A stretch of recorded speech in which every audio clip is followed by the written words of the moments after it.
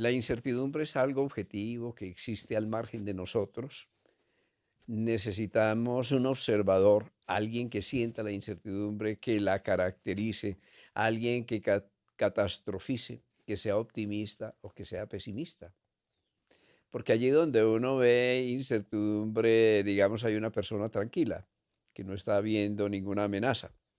Allí donde uno ve un horizonte oscuro, otro mira el mismo horizonte y lo ve lleno de oportunidades. Allí donde alguien traslada su propio pasado y lo proyecta al porvenir para ver un porvenir incierto, otro con un pasado más o menos parecido ve un porvenir lleno de oportunidades. O sea que, en definitiva, aún desde el punto de vista físico, la incertidumbre necesita un código de lectura, alguien que la califique como tal, como incertidumbre, y alguien que no solo la califique como incertidumbre, sino sobre todo que la pueda transformar, que pueda convertir la incertidumbre en un grado de esperanza, de confianza, de seguridad o de certidumbre. Por eso este tema que es tan importante para nuestra salud es algo que podemos analizar desde distintas perspectivas. Yo les propongo una cosa, vamos a analizarlo desde la perspectiva de la física. No es que vamos a hacer un tratado de física, sino vamos a verlo de una forma elemental. ¿Cómo lo describe la física? Vamos a verlo también desde la perspectiva de la biología, de nuestra biografía, de nuestra evolución. Vamos a verlo desde la perspectiva de nuestra persona, de nuestra personalidad, de nuestro carácter y de nuestro temperamento. A lo mejor eso nos va a ayudar a afrontar la incertidumbre. Partamos así desde el punto de vista de la física. Nos encontramos algo esencial para comprender la cuántica y es el principio de incertidumbre de Heisenberg. Él simplemente, de una manera muy simple, lo formula así. Si nosotros conocemos la velocidad de un objeto, no, o de una partícula, no podemos conocer su posición. Pero si conocemos su posición, no podemos conocer su velocidad. Es bien importante porque si nosotros lo llevamos a un plano subjetivo, personal, yo me digo, cuando yo estoy atendiendo a una parte, cuando estoy realmente atento, estoy renunciando a todas las demás. No puedo estar atento a todas las cosas al mismo tiempo. Eso es imposible. A veces no es posible estar realmente atento a dos cosas. O yo te miro a ti o miro el paisaje, pero es muy difícil estar atento a ese primer plano que eres tú y a otra cosa que vamos a llamar el paisaje. Así que tenemos siempre ese grado relativo de incertidumbre. Yo escojo o elijo un camino y automáticamente no veo los otros caminos, tengo que renunciar a todos los otros. Así es tratarlo de remitir a ese plano del sujeto, a ese plano subjetivo. Y cuando hablamos del plano subjetivo, pues estamos hablando del observador, también muy importante en toda la concepción de la física cuántica, y que puede ser formulado de esta manera, así. Aquello que observas es cierto si lo observas desde un lugar, pero si tú cambias de lugar ya no es cierto, es decir, que lo primero que veías se vuelve incierto. Ese es en cierta forma el principio de incertidumbre, que todo depende. ¿Y depende de qué? Del contexto, pero ese contexto es el lugar que tú ocupas como observador. Pero también el observador está cualificando algo esencial a la cuántica, que es la dualidad onda-partícula. Él puede elegir ver el electrón y hacer un experimento para constatar que el electrón es una partícula y va a haber una partícula. Pero si él mismo diseña un experimento para demostrar que es una onda, lo va a ver como una onda. Digamos que hay una cierta incertidumbre en esa dualidad onda-partícula y todo eso depende del observador. Digamos que observar la realidad ya está determinando o cualificando la realidad, que la realidad no es real, externa y objetivamente, sino que necesita un sujeto que la cualifique. Ahí nos estamos entrando entonces de lleno en el plano de la física, pero hay otra cosa muy importante desde el punto de vista de la concepción de la ciencia moderna, de las ciencias sistémicas, que es el caos. Digamos, cuando Uno está en la incertidumbre, no está ni aquí ni allá, ¿sí? Uno está como en el limbo, ¿ah? No está ni en el ser ni en el debería ser, y por esa razón se siente confuso. Pero si nosotros lo analizamos desde el punto de vista de las ciencias sistémicas, hay algo maravilloso que se llama la caología, que es el estudio del caos, ¿sí? Y el estudio de esa ciencia nos demuestra algo muy, muy especial. Y es que el caos está muy lejos de lo que nosotros creíamos desde el punto de vista de nuestro lenguaje cotidiano. Digámoslo así definitivamente, el caos no es un caos. Sí. El caos es la promesa de un nuevo orden, es la matriz de un nuevo orden. No solo eso, sino que cuando contemplamos el universo, se nos dice desde ese mismo punto de vista que todo esto que llamamos el universo es un océano de caos, ¿sí? Digamos que el caos es el componente esencial del universo, con unas cuantas islas de orden. Y a esas islas de orden, eso que no va hacia el desorden, es lo que nosotros llamamos la vida, que es un patrón de ordenamiento cada vez mayor.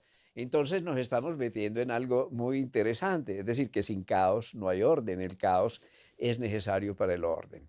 Y ahora también desde el punto de vista de esa ciencia sistémica nos encontramos algo muy especial. Y es que el caos está, digamos, tan estructurado interiormente en sí mismo como sistema que el caos tiene propiedades que se pueden estudiar científicamente, ¿sí? La primera propiedad del caos, que lo vamos a experimentar mucho en nuestra vida cotidiana, es la bifurcación. Es cuando un sistema que va en una dirección de pronto cambia su dirección. A esto lo llamamos en las leyes del caos la bifurcación. Ya la vida no vuelve a ser la misma, ¿sí? Ya el sistema no va en una dirección predeterminada, no, sino que se bifurca, o asciende o desciende. En todo caso, no vuelve a ser el mismo sistema, ¿sí? Eso ocurre mucho en nuestra vida. Yo le pregunto a la gente con frecuencia, porque eso es muy importante en medicina, ¿sí? ¿Cuándo tu vida no volvió a ser la misma? ¿A partir de qué momento? A partir de un accidente, a partir de que te ganaste la lotería, a partir de tu matrimonio, a partir de tu grado, ¿sí? A partir de tu enfermedad, a partir de la muerte de tu madre. Es decir, hay tantos eventos que nos pueden cambiar tan profundamente la vida que dejan sus huellas ahí. Pero no es un evento, sino que es que la vida está llena de bifurcaciones, de cosas que realmente nos transforman, nos cambian la vida y nos cambian la vida en un sentido negativo, en que descendemos y nos confundimos y nos perdemos, o en un sentido positivo, es decir, que podemos ascender. A eso lo llamamos la bifurcación. En segundo lugar, el caos, y esa es una de las propiedades más maravillosas del caos, es que es sensible. Un sistema caótico es un sistema sensible. Y ese sistema sensible, esa sensibilidad implica que en ese sistema caótico nosotros tenemos que con mínimos estímulos encontramos grandes respuestas del sistema. Es decir, que con un estímulo mínimo podemos cambiar la historia y la evolución de un sistema caótico. El ejemplo es el estudio de los huracanes, el estudio del tiempo, de las condiciones del tiempo, que tienen tantas variables. Por eso a veces uno se ríe de los pronósticos del tiempo, porque es que el más mínimo cambio puede hacer que esos pronósticos fallen. Eso está muy bellamente formulado con el efecto mariposa y que dice literalmente que el aleteo de una mariposa en Sao Paulo puede desencadenar un huracán en Londres 15 días después. Es decir, que un pequeño estímulo, una pequeña acción tiene un efecto mayor. Pero claro, eso no es una teoría. En nuestra vida, cuando estamos en un estado caótico, una mirada, una sonrisa, un consejo, una frase, un buen amigo, una actitud que sea edificante, nos puede cambiar la vida. Yo tengo la experiencia como médico de pronto de encontrarme a alguien que me confiesa, mire doctor, yo me iba a suicidar. antes de esta consulta, yo realmente estaba dispuesto a suicidarme. Pero esto me cambió el chip, esta actitud. El saber que hay una persona que sonríe, que escucha, que comprende, que me hace sentir digno de vivir, que me reencanta con la vida, eso automáticamente me cambia el chip, realmente me cambia el programa. Así que nosotros, aún en estado caótico, podemos tener muchas cosas que nos cambian el programa porque somos tremendamente sensibles. Eso es, desde el punto de vista de la terapéutica, como el principio homeopático, es decir, que diluciones homeopáticas de una sustancia o informaciones muy sutiles pueden cambiar la evolución de la enfermedad. Y esto es importante porque es que cuando estamos enfermos estamos en un estado caótico. Así que cuando nosotros estamos en ese estado, somos tremendamente sensibles a lo negativo. Eso nos hace entrar en un caos más profundo e involucionar y retroceder, o también a lo positivo que nos permite ascender. Miren, ya tenemos dos condiciones que nos permiten a nosotros empezar a afrontar la incertidumbre, los momentos de duda, de confusión, los momentos más oscuros, ya lo sabemos, la bifurcación, pero si somos conscientes de que la vida cambia, nosotros nos podemos dejar llevar del lado negativo e involucionar y retroceder o irnos hacia la vertiente positiva, es decir, aprovechar las lecciones de la crisis, las lecciones del caos para emerger y en segundo lugar, aprovechar nuestra enorme sensibilidad, no para caer en el mundo de la queja, del victimismo y de la sensiblería, sino para caer o llegar al mundo de la capacidad de responder, que es el mundo de la responsabilidad. Y allí esa sensibilidad se vuelve un aspecto tremendamente constructivo. Es decir, que no nos vamos a lamentar lágrimas de cocodrilo, no vamos a asumir la actitud de víctima, no vamos a buscar culpables afuera, sino que vamos a asumir plenamente nuestra sensibilidad como una condición positiva que nos permite emerger. Pero hay también otra condición del caos que es difícil describirla desde el punto de vista de las leyes del caos, pero vamos a tratar de hacerla con un símil. Se llama la ley de los atractores caóticos, es decir, que al interior del caos, digámoslo así, hay gérmenes de un orden nuevo posible, digamos que hay semillas que nos permiten emerger a un nuevo nivel del ser, a un nuevo nivel de la conciencia. Es lo que nos va a permitir cambiar de una manera positiva. Y esas semillas las podemos nosotros sembrar. Puede ser un pensamiento semilla, puede ser un propósito, puede ser una emoción constructiva o positiva, puede ser un estado de aceptación interior. Todo esto establece como ese patrón de ordenamiento nuevo que nos va a permitir emerger. Así que tú puedes cualificar el caos. En la matriz del caos, en el fondo de esa noche oscura, en el seno de las tinieblas, tú puedes sembrar una semillita de optimismo, una semillita de la correcta actitud, una semillita de luz, con la seguridad de que eso va a germinar, porque realmente al interior del caos hay enormes fuerzas ordenantes. Eso es como en un huracán. En un huracán nosotros tenemos desorden y turbulencia en toda la periferia, pero en el centro encontramos el ojo del huracán, que es un lugar de paz, de serenidad, es el lugar de mayor estabilidad, es paradójicamente el centro del huracán. Así que cuando tú estás en la turbulencia terrible de un océano que te zarandea para todos los lados, tú puedes tener las manos firmes en el timón, tú puedes generar el anclaje al fondo mismo de tu ser, del océano de tu ser, tú puedes sembrarte en la tierra de la serenidad a pesar de toda la turbulencia externa, con la garantía de que vas a poder emerger a un nuevo nivel de la conciencia. Bueno, ya llevamos tres, pero dependen de ti. Y la cuarta, que es muy importante, es que el caos, ya lo sabemos, es emergente, es decir, en los dos sentidos. Cuando hay caos estamos en emergencia. en el sentido de la urgencia del tiempo. Es decir, que si yo estoy en un estado caótico, en un proceso caótico, yo no puedo aplazar las cosas para después. Es decir, si yo estoy en el caos del nacimiento, en el túnel del parto, y dice, no, yo aplazo mi nacimiento para pasado mañana, te vas a morir. No, esto es ahora y aquí. Si estás en el caos de la caída, por ejemplo, ¿sí?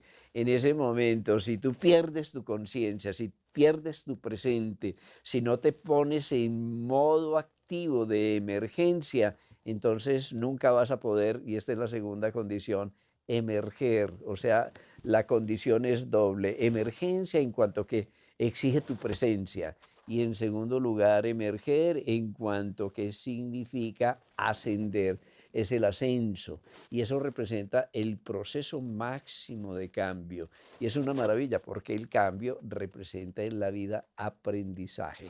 Y ahora vamos a salir un poquito de todo esto que llamamos la física del caos, las leyes del caos, la incertidumbre desde esa perspectiva, y vamos a ponerlo en términos de la biología, en términos de la vida. También en la biología hay incertidumbre, y esa incertidumbre está relacionada con la muerte. Digamos que cuando nosotros experimentamos incertidumbre, normalmente tenemos miedo, ¿sí? Tenemos miedo de lo que pueda venir. Tenemos pánico, a veces ansiedad anticipatoria. Vemos un futuro incierto. Entonces automáticamente queremos controlar, queremos asumir el control. Y nos desesperamos porque hay cosas que no dependen de nosotros. Hay cosas que realmente no podemos controlar. Y una cosa que no podemos controlar, lo más incierto en la vida, es el momento de la muerte. ¿Cuándo te vas a morir? ¿Sí? Tú no tienes certidumbre sobre la fecha, ¿sí? Es totalmente incierto.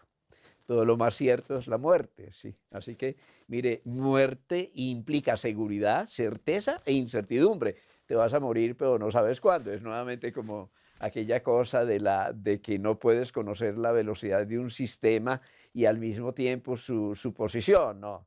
Tú sabes que te vas a morir, pero no sabes cuándo. Bueno, esa es una cosa que nosotros vivimos y que aceptamos difícilmente.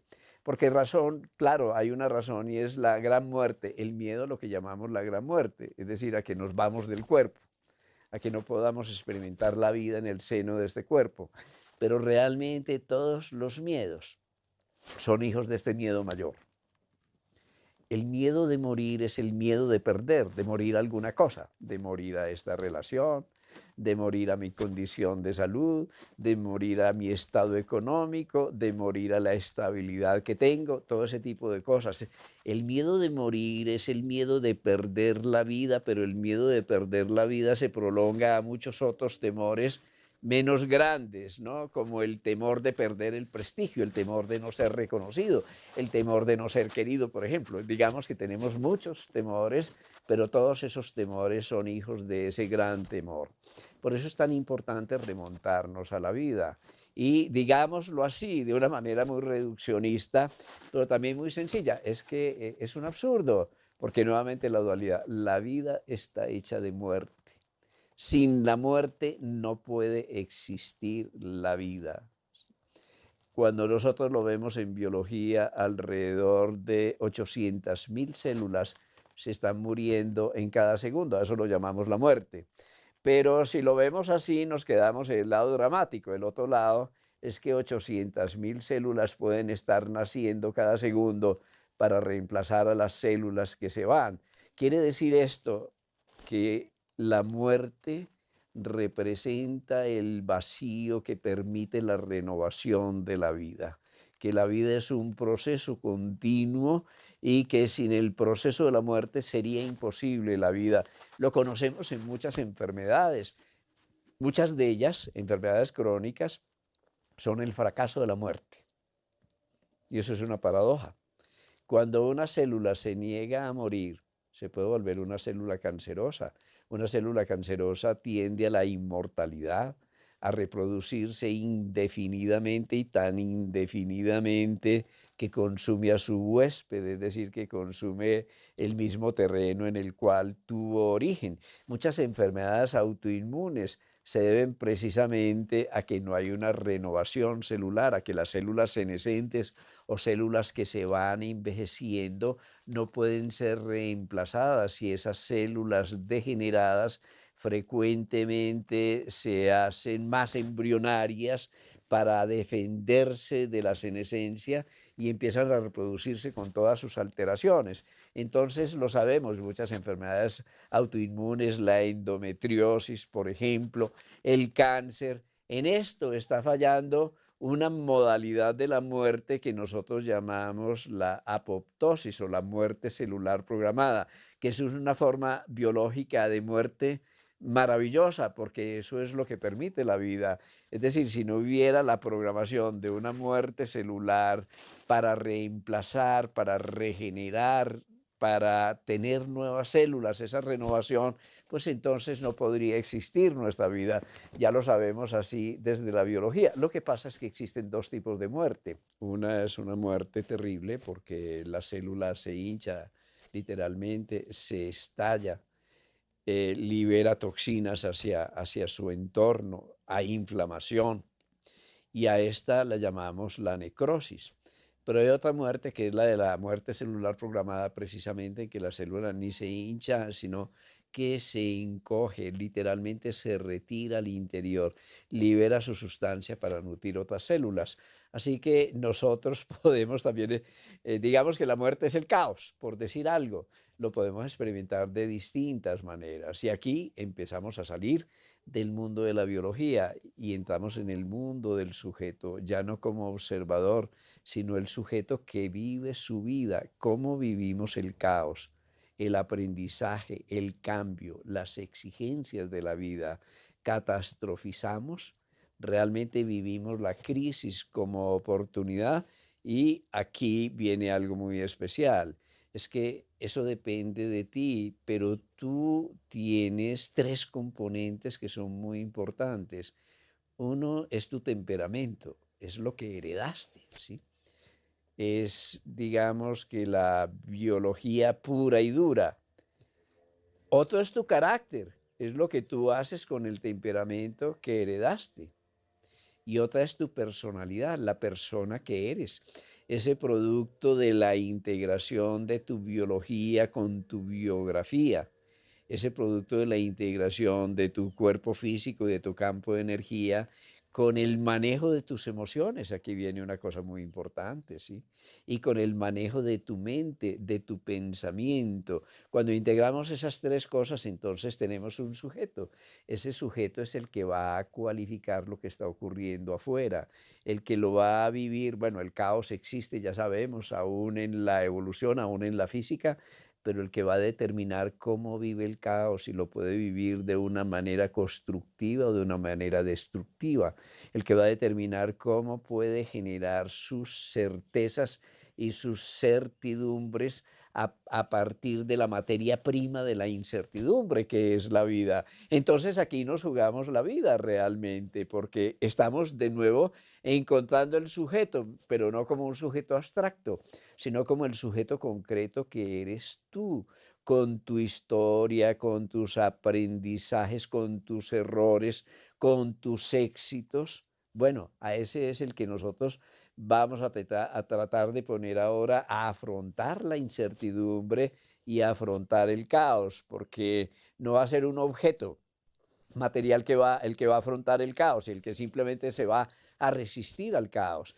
Va a ser un ser humano con su resistencia elástica, con su resiliencia, con su inteligencia adaptativa, su inteligencia emocional, su inteligencia cognitiva y su inteligencia social, el que va a afrontar un sistema caótico o un proceso de cambio de una manera única y original. Bueno, nos vamos a detener ahí. Yo simplemente voy a recurrir a una historia bien conocida, un estudio en el que se analiza a los ejecutivos, que los ejecutivos tienen que afrontar grandes retos, ¿sí? Que frecuentemente tienen que afrontar exitosamente y emerger de condiciones de cambio permanente, de condiciones de incertidumbre muy difíciles.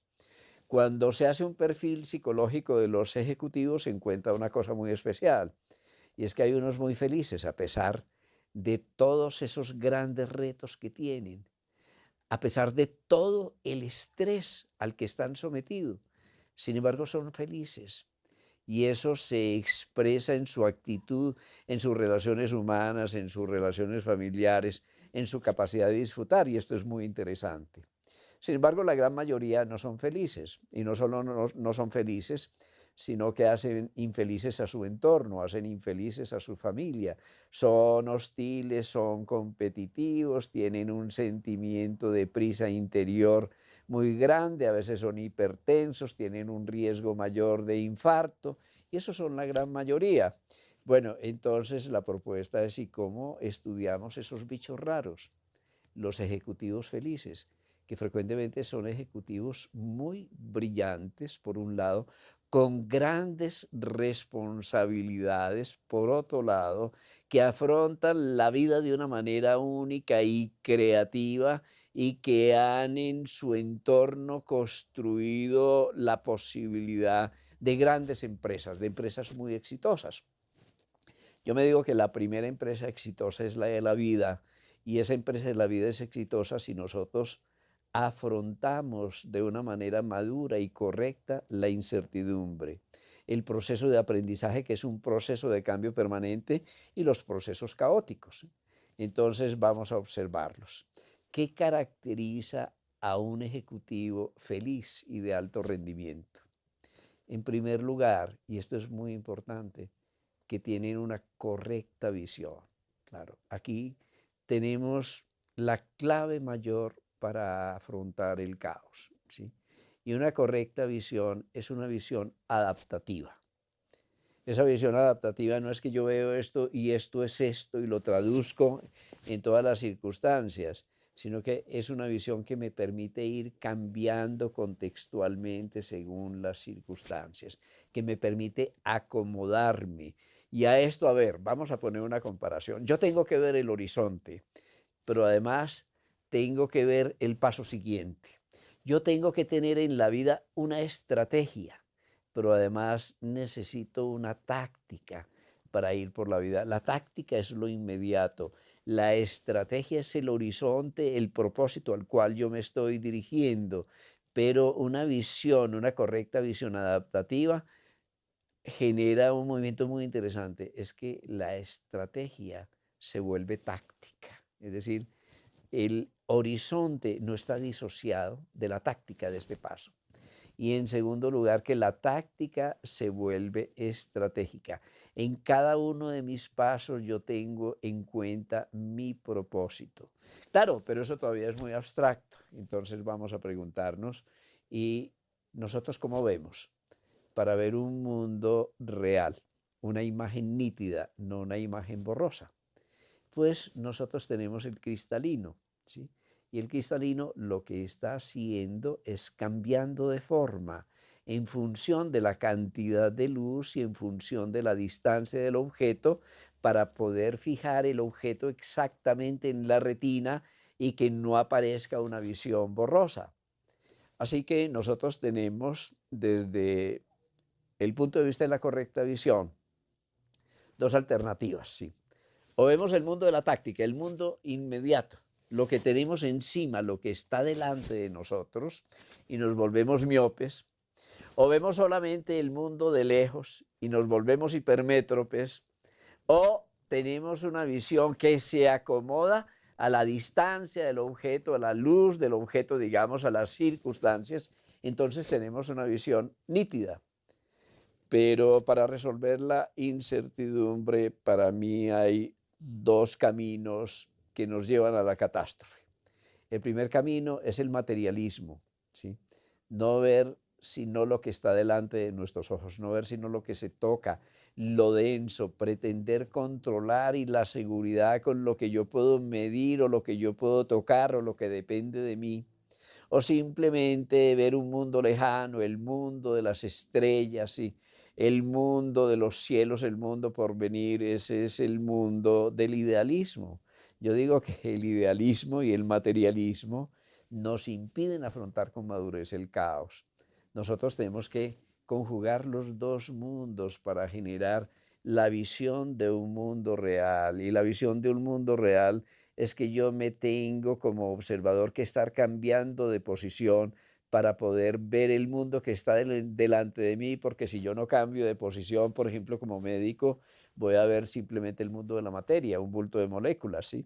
O como médico voy a ver solamente el mundo metafísico, el mundo de la estratosfera, y me voy a perder el mundo de la anatomía y la fisiología. Así que tenemos que ocupar una posición del observador que nos permita integrar todos esos mundos de una manera dinámica. Bueno, eso es lo primero. El control es una buena visión, una correcta visión para ver un mundo real. En segundo lugar, el compromiso, y esto es muy importante, es que tú puedas estar en presente. Tú no puedes resolver nada desde el pasado ni desde el futuro, solamente desde el presente, experimentando tu presencia, estás en capacidad de controlar el mundo, sabiendo que tú no puedes controlar el mundo desde afuera, tú controlas tu mundo, el mundo lo controlas desde adentro y lo controlas desde adentro cuando estás dentro de ti. Si estás fuera de ti, ya has perdido el control, pero si estás en ti, estás en presente, y en presente tú experimentas el poder de ser quien eres, y quien eres no es solamente tu cuerpo, tu cerebro, tu anatomía, sino tu habitante interior, el ser que te habita, y desde el presente tú puedes disfrutar la vida. Así que estos, yo los llamo los zánganos mayores, y que disfrutan la vida a pesar de tantas responsabilidades, tienen en primer lugar la capacidad de control, y la capacidad de control es tener reversa, tener una correcta visión, saber que tienen marcha atrás, que se pueden adaptar, que tienen un derecho sagrado que es el derecho a equivocarse, que se equivocan pero aprenden la lección de sus errores, es decir, que para ellos no es un horror equivocarse, sino que equivocarse es un tema del proceso de aprendizaje. Esa es su correcta visión. Luego tienen el compromiso es que saben escuchar el mundo, es que escuchan el mundo, pero escuchan el mundo como se puede escuchar, adentro, dentro de ellos mismos, en presente, que disfrutan la presencia, y entonces, esto es muy importante, que viven la vida como un hobby, es decir, que su trabajo no es obligación, no es una carga pesada, no es una responsabilidad terrible, sino que se convierte en un hobby, en algo que pueden disfrutar. Y entonces por eso son como niños, restauran su inocencia, su capacidad de jugar en el momento, y eso los lleva a una tercera condición que es muy importante para afrontar la incertidumbre, y es la suprema adaptabilidad, que es creatividad. La mejor manera de adaptarse a los cambios de la vida es inventarse la vida, reinventarse la vida, ser auténtico, ser original, ser creativo. Así que ellos constantemente se están autodesafiando, están saliendo de la prisión de la rutina, están saliendo de las orillas de la comodidad, se están lanzando permanentemente a la corriente y se están convirtiendo en esa corriente. Y ahí nosotros tenemos un buen carácter está hecho de una correcta visión, de una correcta escucha, de una capacidad de interactuar creativamente con el mundo. Y cuando eso se da, ¿qué ocurre? Simbólicamente abrimos los ojos, vemos un mundo real, tenemos una correcta visión. En segundo lugar, abrimos los oídos, no solo oímos, no solo entendemos, sino que escuchamos en el mundo, nos convertimos en ese mundo interiormente. Y en tercer lugar, nos adaptamos creativamente al mundo, generando nuevas condiciones de relación con el mundo. Y cuando esas tres cosas ocurren desde el punto de vista energético en nuestro cuerpo, estamos activando válvulas de energía. Ya vamos a ser un poquito más reduccionistas y nos vamos a ir al mundo de la energía. Esas válvulas de energía, la primera son los ojos, ¿sí? Esa es una carga energética para el organismo. La segunda son los oídos. La tercera, llamémosla la palabra, que es creativa, la garganta. Y cuando así unimos los ojos, los oídos, la palabra, la garganta, automáticamente ensanchamos el mundo, es decir, que nutrimos nuestro corazón, llenamos la vida de sentido, pero ese sentido no es un propósito externo. Yo digo que el sentido está lleno de un sentimiento interno y ese sentimiento es el de regocijo, el de control, el de comunicación interior, el de alegría, el de levedad. Ya somos de nuevo inocentes, no nos resistimos al mundo, sino que fluimos, nos adaptamos en presente al mundo y cuando lo hacemos ponemos el amor en movimiento y empezamos a servir y nos encontramos que el amor es un poderoso medicamento para afrontar la incertidumbre, porque en medio de todos los procesos de cambio hay una constante que se mantiene, esto que sostiene el universo, esto que sostiene tus células, esto que sostiene tus motivos, tus propósitos, esto que le da sentido a tus emociones y las cualifica, esto que te lleva a dar lo mejor de ti mismo y a volver a valorizarte porque sabes que puedes aportar algo único que eres tú al universo. Esto es el amor.